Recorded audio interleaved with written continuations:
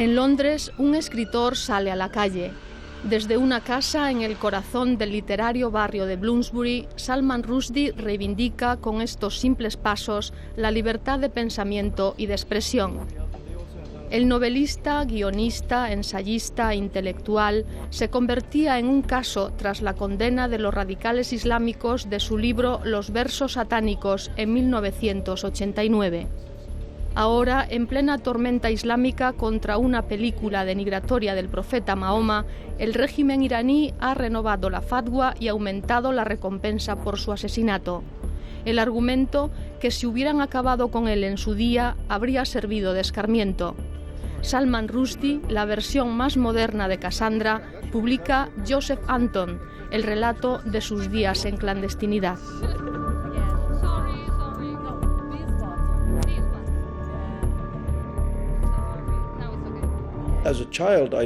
De niño yo no sabía que mi padre se había inventado nuestro apellido en homenaje a Averroes, a Ibn Rushd.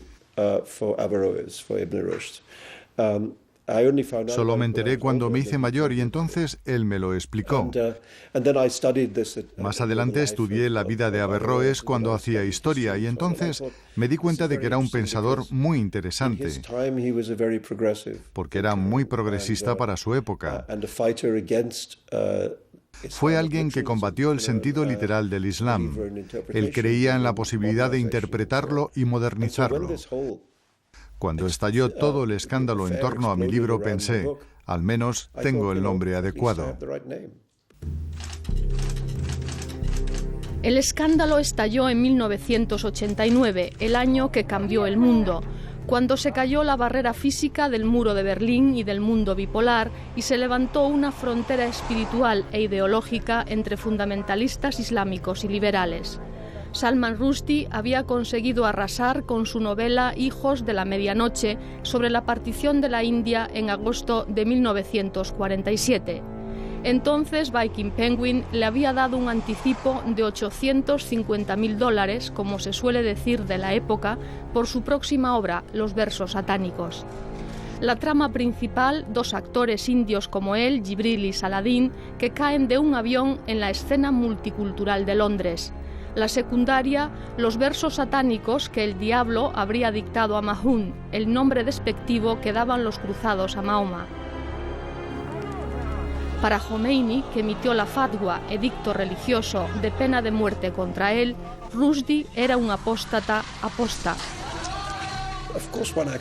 Por supuesto que las cosas se hacen aposta. Yo no hago nada por accidente. ¿Por qué habría pasado 5 años escribiendo un libro por accidente? Creo que es un libro totalmente legítimo.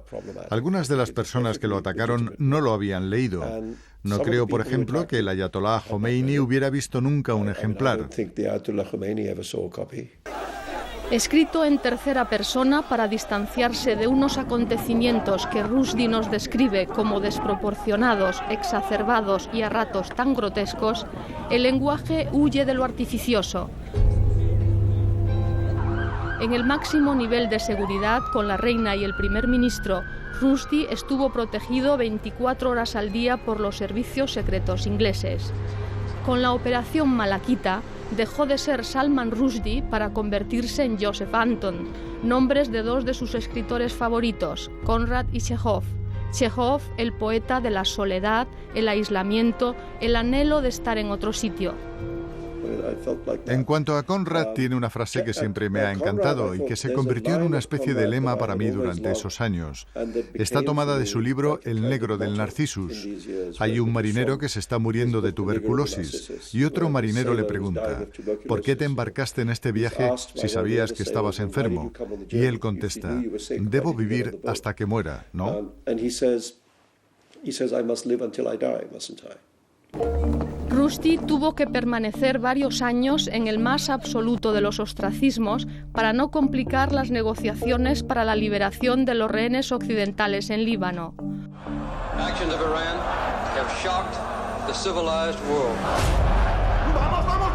Una tradición iniciada en el mismo Irán por Jomeini y su revolución de 1979, cuando se tomó la embajada de Estados Unidos con 52 funcionarios. Está a punto de salir la película basada en hechos reales de la liberación de otros 6 escondidos en la residencia del embajador en Canadá.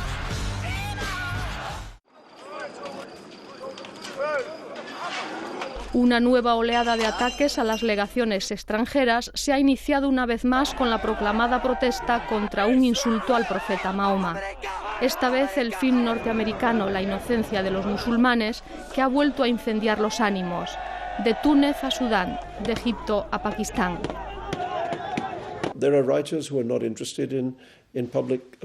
Hay escritores a los que no les interesa la vida pública, pero a mí siempre me ha interesado. Quizá por mi formación como historiador, me interesa saber o escribir sobre la forma en que la vida de los seres humanos individuales se inscribe en el contexto más amplio de la vida de su época,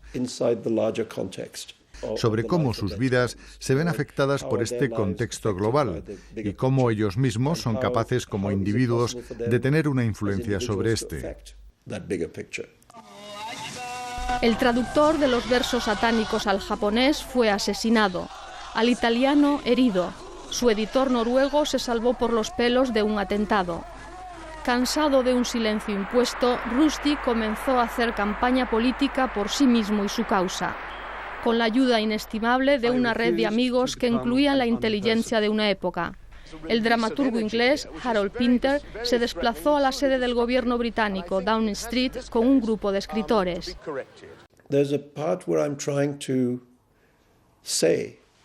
Hay un pasaje hacia el final del libro en el que trato de explicar lo que ofrece la literatura frente al fanatismo.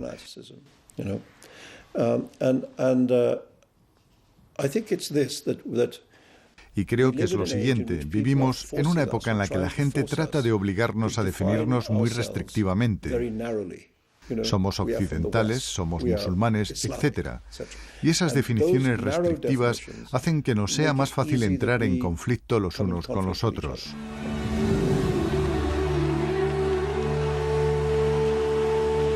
At the precise instant of India's arrival at independence, on the stroke of midnight, I tumbled forth into the world. También está a punto de salir la película basada en su primer bestseller, Hijos de la Medianoche, con su propio guión adaptado, producción ejecutiva y su voz en off.